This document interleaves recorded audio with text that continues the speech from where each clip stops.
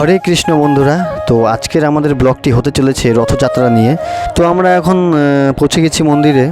আর actually আমাদের আসতে একটু লেট হলো, কারণ সকালে যে হারে বৃষ্টি হচ্ছিল, তো সেই কারণে একটু লেট হয়ে গেল। আর এখানে খুশি বলছিল আমি ডান্স করবো, তুমি একটা ভিডিও করে দাও।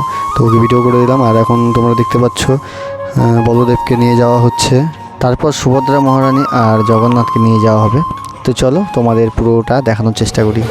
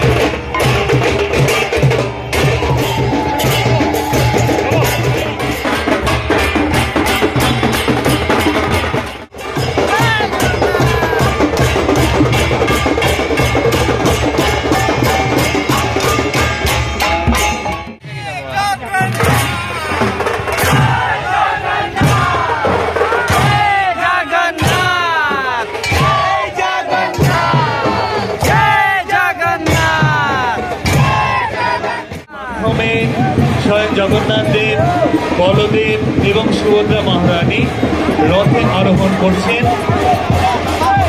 স্বয়ং জগন্নাথ দীর্ঘ 15 দিন এই জল লীলা করবার পর এখন সকল আমাদের মতো এই জগন্নাথ পাহন্ডি বিজয় যাত্রার মাধ্যমে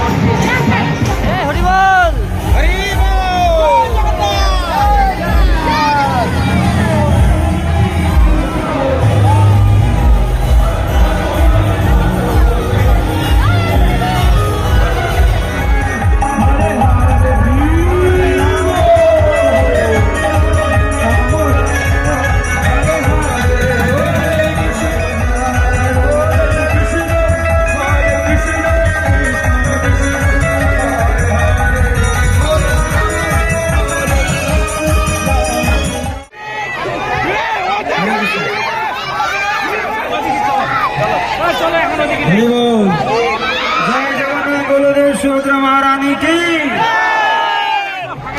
কীর্তন নর্তন হবে। হরে কৃষ্ণ। তো ফাইনালি আমরা পৌঁছে গেছি জগন্নাথের মাসির বাড়ি। আর এখানে পৌঁছে দেখি আমার মেয়ে ওরা সবাই বসে আছে। ওদেরকে নিয়ে যাইনি মন্দিরে, কারণ ওখানে খুব গরম আর মেয়ে আমার ছোট। তো ওদেরকে বলেছিলাম যে ওরা ডাবগ্রামেই থাকতে,